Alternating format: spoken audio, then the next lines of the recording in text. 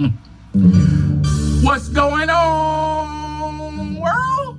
And welcome to Clearing the Wreckage Podcast.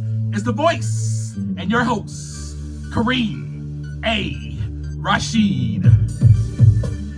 And once again, I don't know what you got going on. You could be getting on the toilet, or you could be getting off the toilet. Hell, for all I know, you could be wiping your tushy. But I know that I'm ready, and so I hope that you're ready to clear the wreckage. Yes, indeed. Yes, indeed. What's going on, my peeps, my fellow wreckage clearers? What's up with you today? I just came from the gym, getting a good workout in. I'm excited. I'm ecstatic. I'm always filled with joy when I get a chance to meet with you. I'm filled with joy. I'm filled with gratitude. I'm filled with inner peace and calmness. Because I have come to life, my friends, and I am able to give that to myself before I can give that to anybody else. Today's episode conversation will be about coming to life. We talked last week about spiritual awakening. We're going to talk again about it a little bit more because I want to emphasize that I have come to life. I want to also emphasize what the difference is between a spiritually dead person and a spiritually awakened person. And with that emphasis, I want to give you an example. When I was, I won't say younger, but I was. But back in the day, before all of this, before I learned about taking the time to look inside to clear the wreckage, before I had a spiritual awakening, I developed a heist. I developed tactics. I developed ways to get what I wanted. And I did that in numerous ways. I was very manipulative to women. I was very manipulative to my mother. I was very manipulative to my friends. But whatever you had, I was there for the taking. Now I thought, man, I'm a generous person. I'm such a giving person. I give to my friends so much. You know, I used to think that a lot. You know, I have such a big heart. But really, truthfully, not that I didn't, not that I don't on the inside, because I do, but that part of me, folks, was dead. That part of me, that spirit, was dead. It had died a long time ago because I suppressed it with doing the same thing over and over, expecting a different result. And that, my friends, is the definition of insanity. So if you're doing the same thing over and over again, maybe expecting a different result, or just doing the same thing because you just don't have a purpose in life, then maybe, just maybe, you are spiritually dead, and maybe it is time for you to come to life. My encouragement and my hopes is that when you are with me in conversation every single week, not just when you get home, but when you are with me present in conversation every single week, you are taking the time to look inside so that the wreckage can begin to clear as we are talking. You are examining yourself as we are talking. But I will tell you this, man, I was walking dead.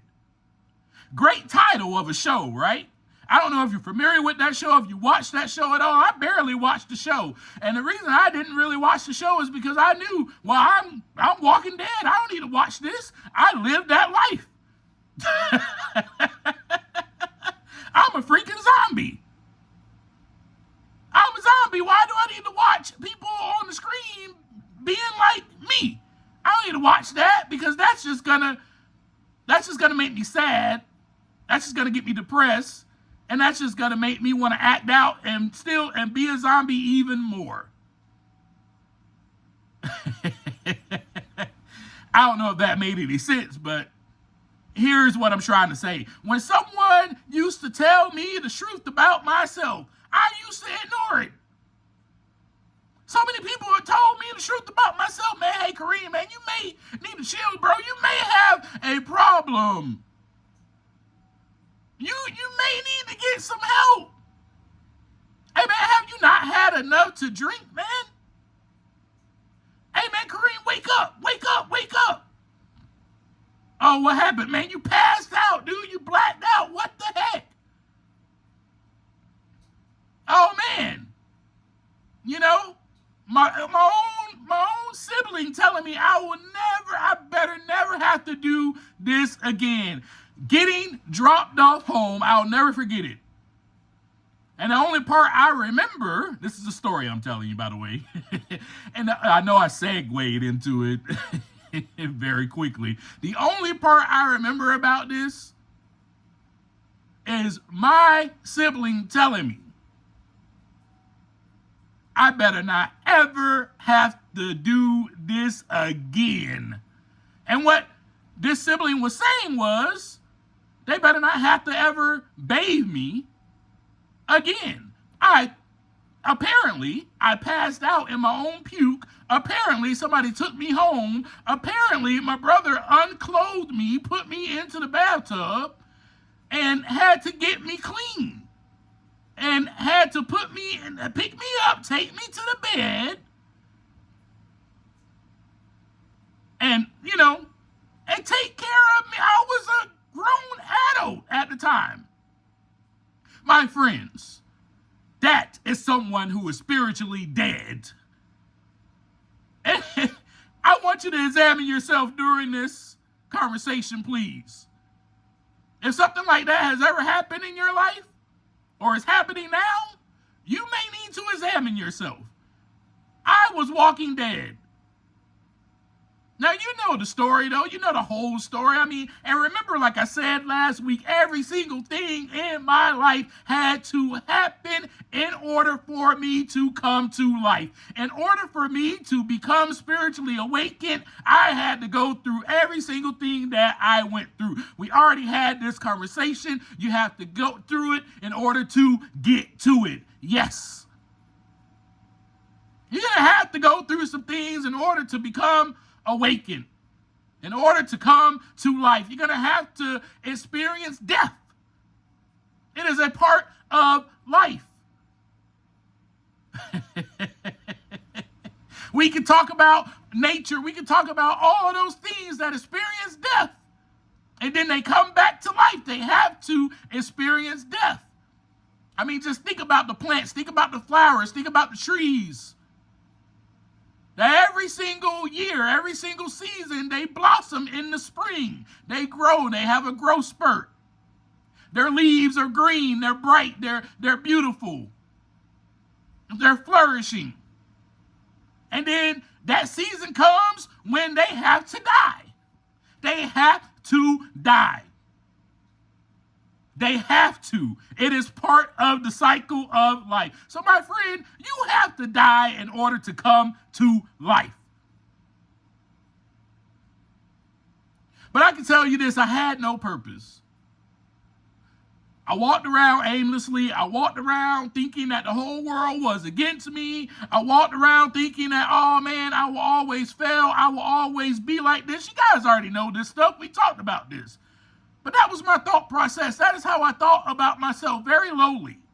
Oh, I'll never accomplish anything good. Oh, man, I'll keep losing in life. I'll keep losing these apartments. I'll just keep depending on mom to help me. I can't even be a grown adult male species who's supposed to take care of himself by now. I continue to do all these things.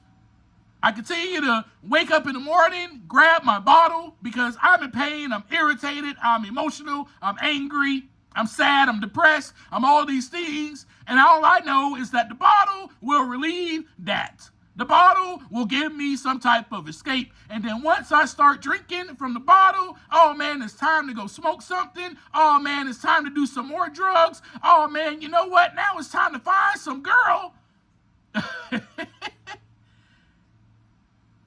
and get that pleasure as well. That is the life that I lived, my friends. That was on repeat. I'm emphasizing that to you so that you can know that this was a spiritually dead person. Me, I was spiritually dead. I did the same thing every single day.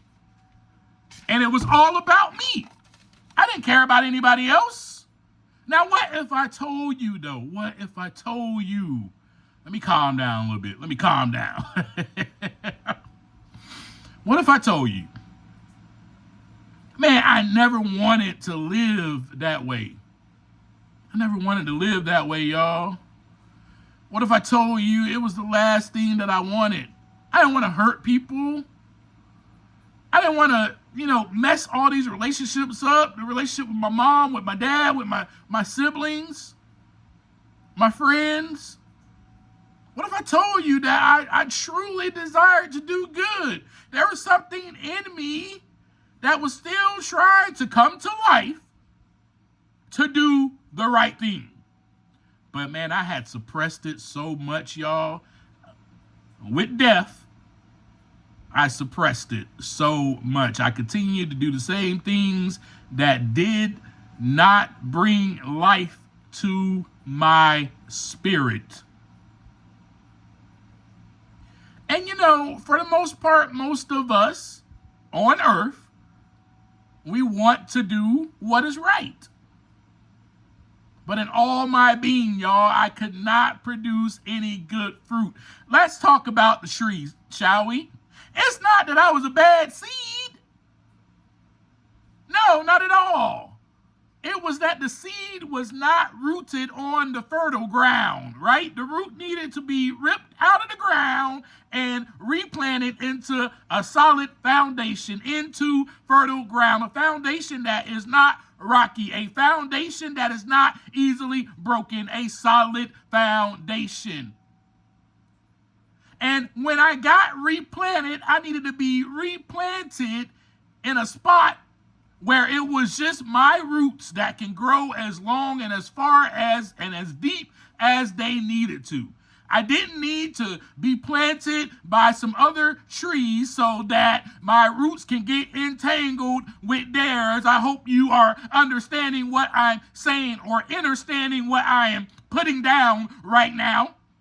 Okay, because see, I was entangled by all of those other things, all of those material things, those physical things that I thought that I needed.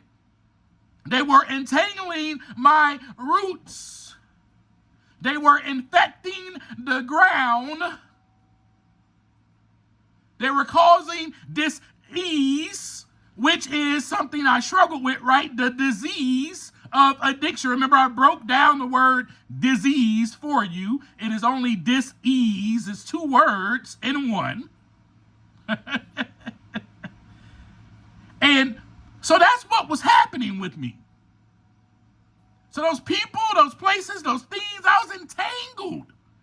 I was entangled in it. Oh, man, I got to make sure that this person is happy. I lived in fear. So all I did all the time was made sure that everyone else was happy. Why did I do that, though? And you will realize this when you come to life.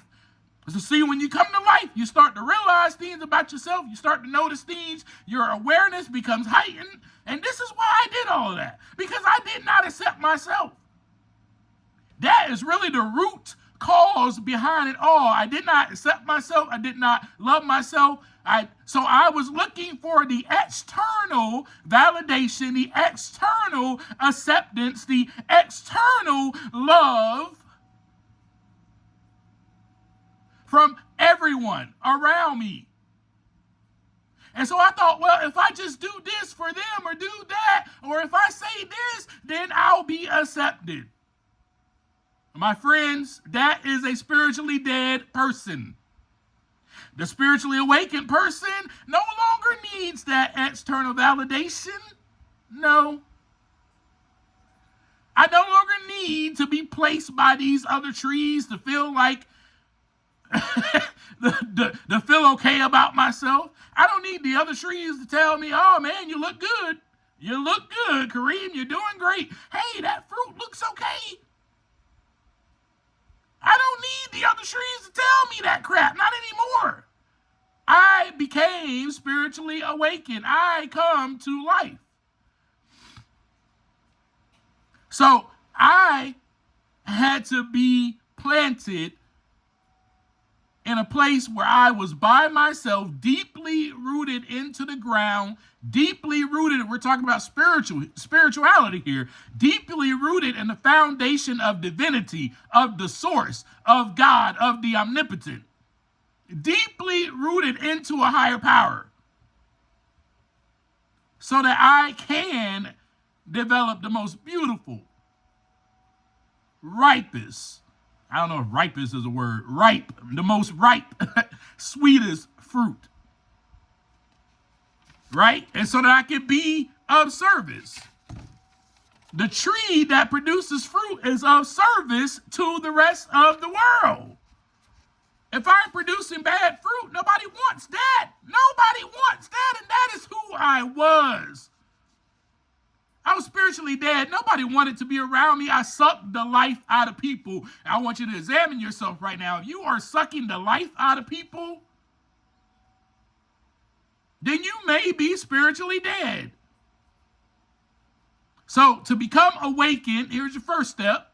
To become awakened or to come to life, I first had to be ripped up or broken apart. My roots had to be ripped up out of that ground. No, this is not a good space for you. This is not a good space for you. Nope. Maybe you need to listen to your therapist. Maybe you do need to go to that support group that she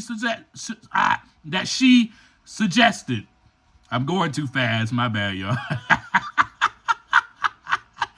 When I start getting passionate and I start talking fast, I'm sorry about that, y'all. So, my friends, I believe that this is essential to coming to life. Taking a step in the right direction. Removing myself from those other things, from those other places, and from those other people. So your first essential step, and which was mine as well, was I had to get rid of the same people, the same places, and the same things that I was doing. Get rid of it. My therapist called it replacement behaviors. It's time for you now to find some replacement behaviors. Go for a walk. Write in your journal. How about you actually try that support group out that I suggested? Try something new. But see, the spiritually dead person ignores conscience. They are not going to do anything new. They are going to continue to do the same thing because it brings them physical pleasure, it satisfies them, and it brings them some type of gain, some type of benefit. Dim, the key word.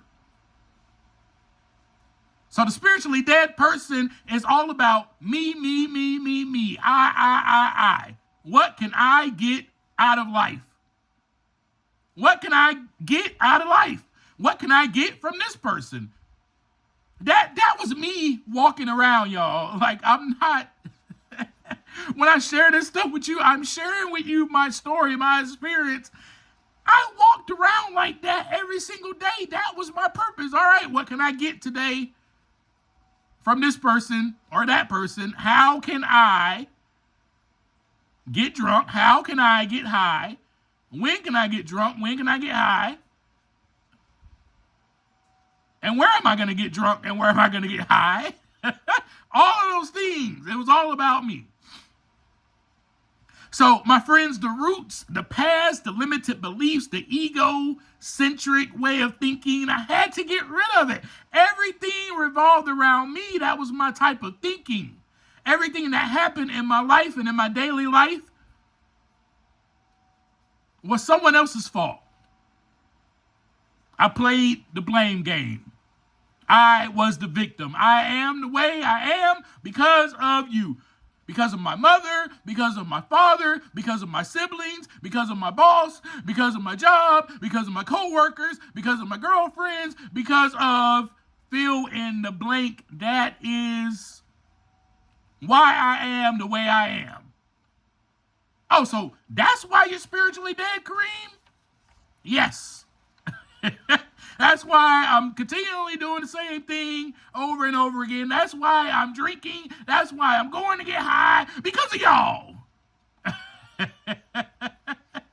That's the life that I live. And my friends, when I tell you that is a dead man walking, that is what that is. And that is who I was. I had to literally remove myself from that old foundation, right? Which was not solid. It was very fragile. It was rocky. It went off of his emotions. Whatever the emotion said, Kareem went with it. Oh, man, screw this. I'm mad. I'm pissed off. Oh, man, now I'm finna do this to this person. So because I was pissed off and angry, I did this to such and such. I went and pissed off somebody else because I was pissed off. That's a spiritually dead person. If you are angry, something happened to you in your day and you go out in public and you give the people in public your anger because of something that happened to you that has nothing to do with them, you are spiritually dead. You have not taken the time to look inside. You have not taken the time to examine yourself. You have not taken the time to sit still. You have not taken the time to breathe. You have not taken the time to think about anybody or how it will affect anybody else. Oh, I'm about to go to Publix, but I'm still angry. And you burst out, have an outburst on somebody else or a clerk in the store, and your situation had nothing to do with them. That, my friends, is an emotionally led person, emotionally driven person. And that is who I was. So here's how I became different. Here are some differences. Here is where you can sit back right now and begin to examine yourself. A spiritually awakened person lives with compassion. They live with purpose, and they have inner peace, having moved beyond that ego-driven desire. Whereas the spiritually dead person, which is what I was, my friends, is often stagnant. Are you stagnant? Are you stuck? Is often selfish. Are you selfish? Maybe you don't even know that you're being selfish. And that spiritually dead person is most likely disconnected from a higher purpose, a higher power, a higher calling, and they're acting solely on material or egoistic impulses. I was very impulsive. And by the end of this conversation, I'm going to share a poem with you that describes me, describes who I was. And when I became spiritually awakened, this is what I began to see. I began to see unity. Man, I begin to see that I'm connected to every single thing on this earth. Every living organism I am connected to. Now, I know I shared that in the last conversation, but let's get a little bit deeper with that. So when I became spiritually awakened during that time of my life, I knew that I was connected to other people. That means other people of other colors, other races, other ethnicities. I realized that I was one with them. So where are you at with that? Are you spiritually dead or are you spiritually awakened? Do you still view other people as lower? Do you view yourself as better? Do you view yourself as lower Do you view them as better? Is there an inferiority or superiority complex going on inside of you? That left me because that is who I was. When I was spiritually dead, I only thought of myself as lower than every person on earth. And sometimes, just sometimes a little bit, I would think of myself as the best thing walking. And I would place judgment on people. Nobody thinks like me, man. I'm the smartest, most intelligent, most wisest person on earth. Man, y'all need to listen to me. I got all the wisdom right here. Come sit down, let me tell you something.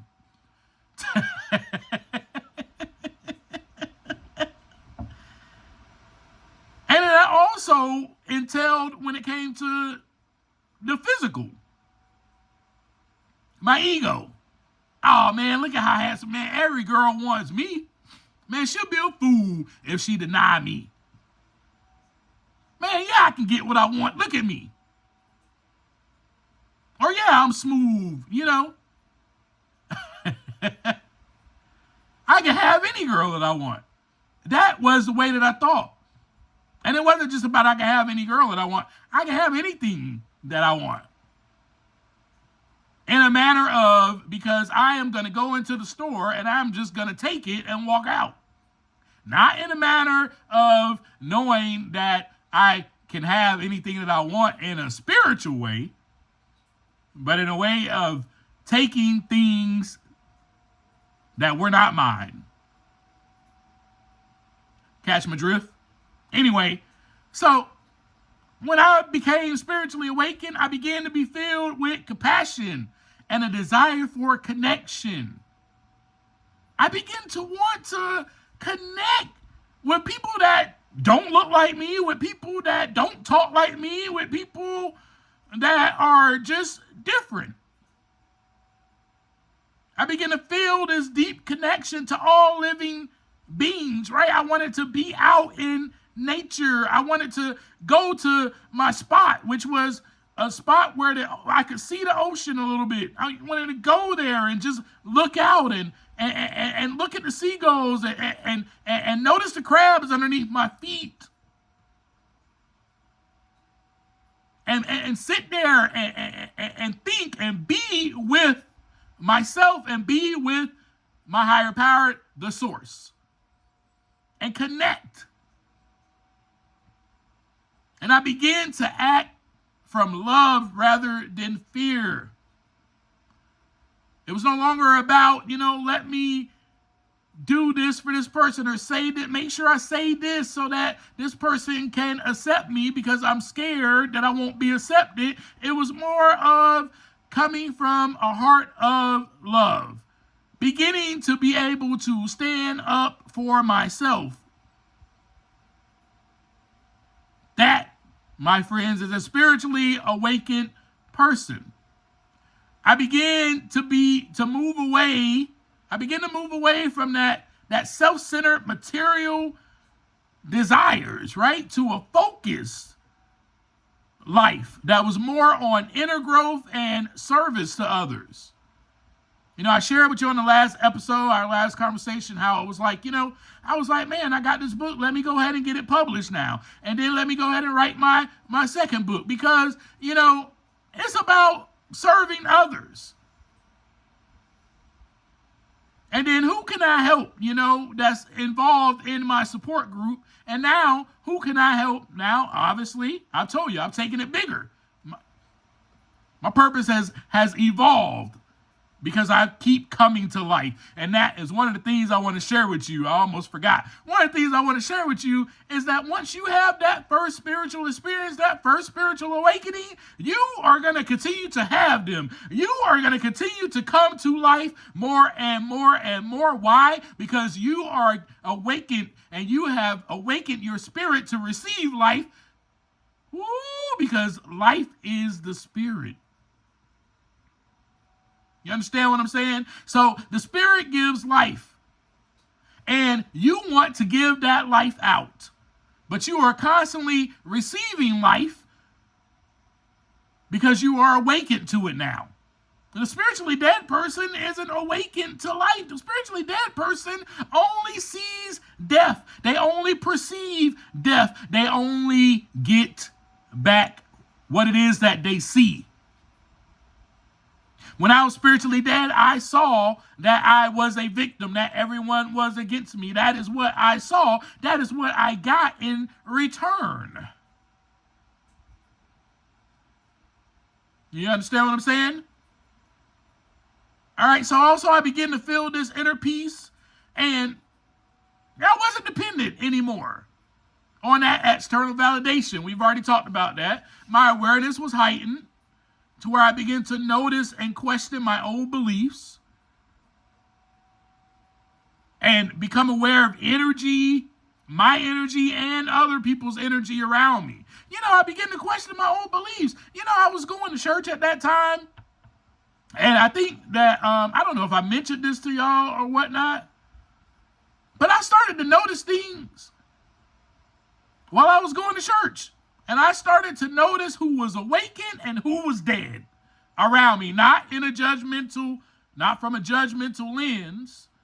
It's because I was waking up and I was coming to life, that I could see death. So, see, when I was spiritually dead, yes, all I saw was death. But I couldn't see it. It was masked because I was dead. It was masked.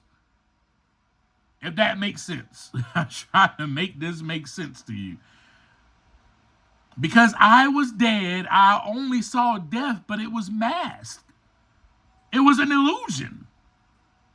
There was an illusion created as if this is life, as if these things are giving me life. It was that illusion that was created, and the illusion that I believed that, man, this alcohol, man, these drugs, man, doing this or doing that brings me life. It brings me joy. It brings me happiness. And that's an illusion. I believe that a lot of us get trapped in the illusion of that while we're living. Oh, let me buy this. Let me buy that. Oh, let me do this. Let me do that. And oh, it brings me up. Oh, make sure, let me get with this person. Oh, they make me so happy. And I think that we do things like that because we're searching for that quick, instant gratification, that instant happiness. But really, we think that it brings us life. But it's really not. It's just holding us back, and we're dying. We're dying over and over and over again. We are becoming spiritually dead because we are not receiving life from those things. Not from those people, not from those things, not from those places. We're not receiving life. They don't bring life. But somehow, some way, we tend to believe this because of the instant hit, maybe of the dopamine that we feel. I don't know. But that instant gratification, that instant happiness that we get, we mistake it for joy. When joy is deep. Joy is deep down in your soul. Now, happiness is fleeting. And it's okay for you to be happy, but it's fleeting. 1 minute you're happy, the next minute you're sad. I mean, it's just a feeling. So when I became spiritually awakened, I realized that, man, I am not my emotions. I am not my thoughts. I am not attached to this. This is not my identity. I put on a new identity. My true self, my soul was coming to life. And I wanted things that satisfied my soul. I wanted things that satisfied my spirit. I no longer wanted those physical things. And that was really great. That was the great thing about it. I no longer desired those physical material things, i.e., for me, right? Alcohol, drugs, and those physical pleasures that don't last. I began to desire to know myself, to know my inner thoughts, my inner being, to know myself, to discover who I am. I desired that.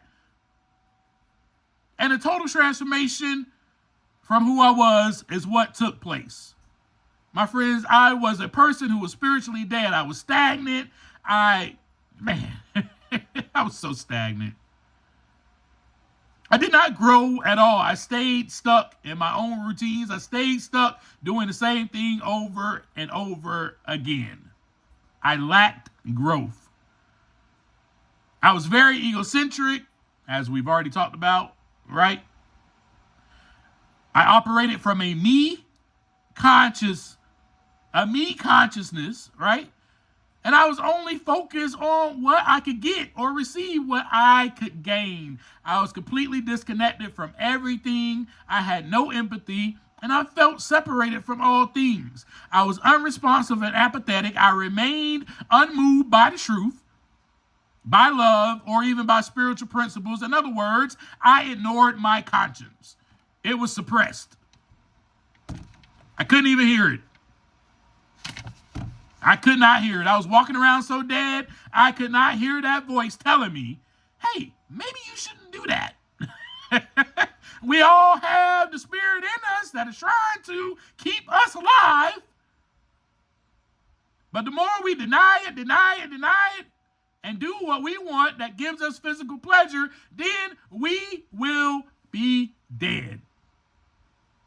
So in a nutshell, as we wrap this up, my friends, I begin to see clearly. The veil was lifted from my eyes. My eyes were opening. My eyes were opening to the fact that life is a process of growth. It's not a race. It's not a race for consumption. Oh, how many things can I get? Oh, I'm going to eat this today because I want to eat it, not thinking about any consequences. I'm going to drink this today because I want to drink it. I had no place in my mind for consequences. I did what I wanted to do when I wanted to do it. And I realized, and I began to come to life and realize that, man, it's not a race against anybody. It's not a race against anyone. Yes, they labeled it and said human race, but yes, I'm part of a human race. I'm part of a human conglomerate. I'm part of a human species. I am not part of a race. I do not have to be better than this person. I do not have to see myself as lower than this person. I just may need to see myself as different. That is it. Unique. But I also see these people as unique and special as well, because we all are connected. I began to be able to manage my emotions rather than being controlled by my emotions. We talked about this. I began to be thankful for the lessons in life. And one lesson I began to be really thankful for is that time that my mom kicked me out of that house. And I drifted off into the woods. Because see, when I was spiritually dead, I resented her. I blamed her. I was the victim of that.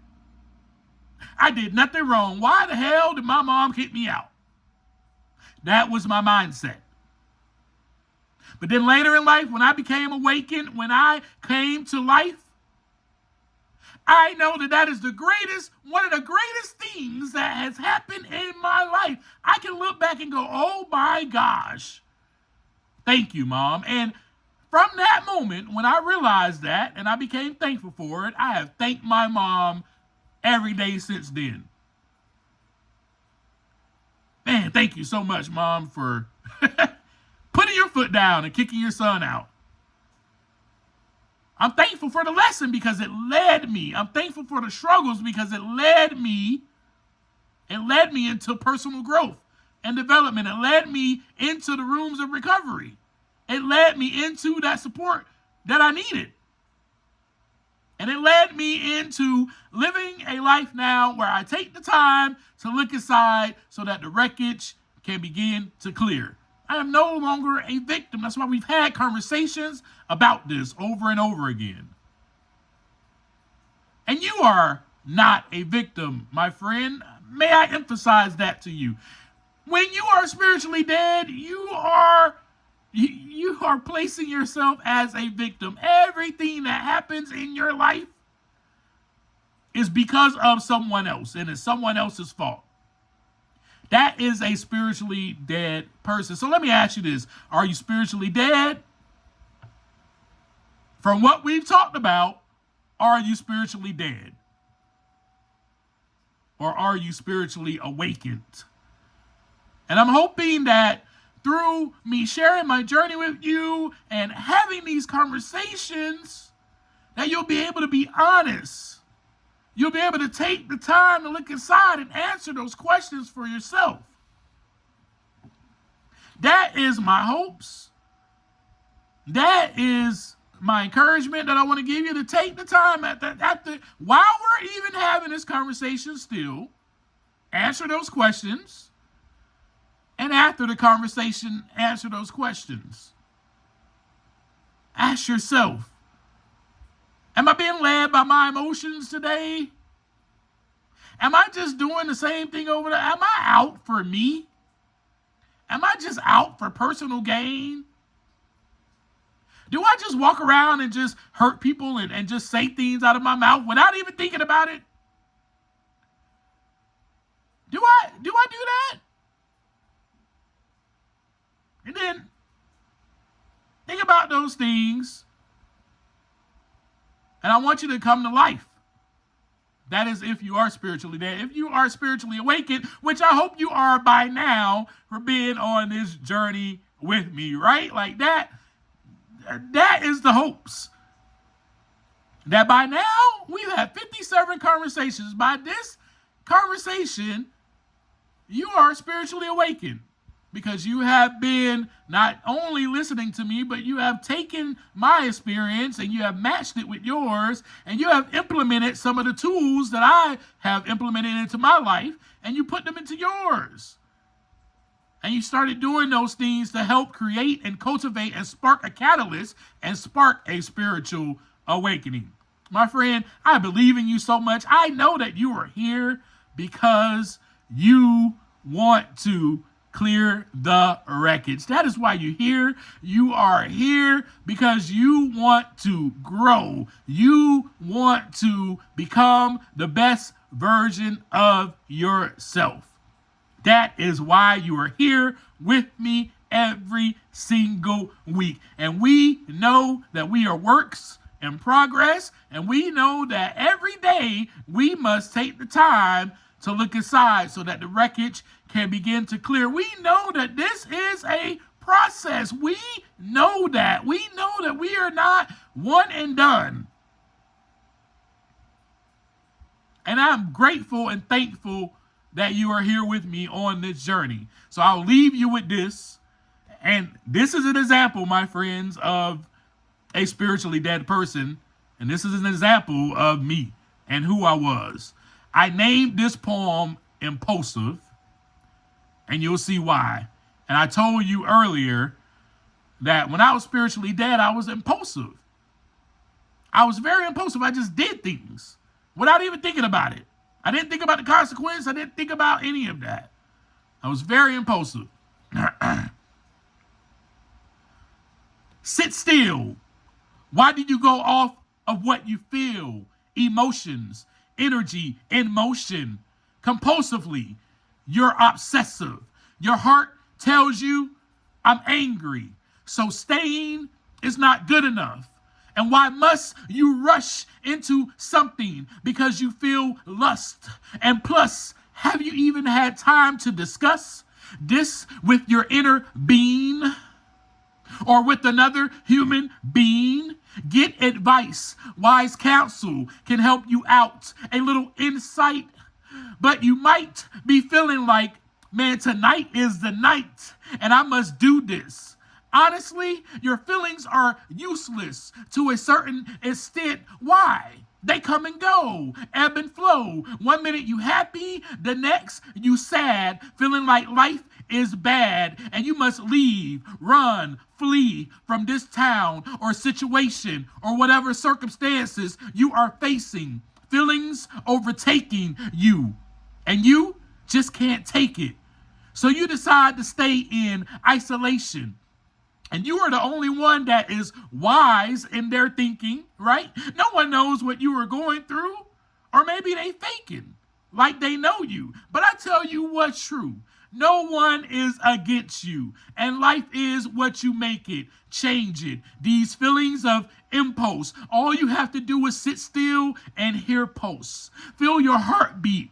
It speaks to you. Sometimes the mind may be deceiving you. So chill. Be quiet. Take a pill if you require to silence your mind. Listen to your thoughts. It's a riot inside your mind. Thoughts racing. You can't turn them off. Pacing around, lost, hearing too many sounds, so you can't learn to hear yourself talk. That first thought got you going and you're off, but you don't know what, when, where, why, how. Those are questions, and I suppose that it will be best if you learn a lesson from your last quest. May I suggest that you slow down and breathe. Stay at ease instead of dis-ease, because disease can catch you, attack you with calamity, and it could end in a tragedy.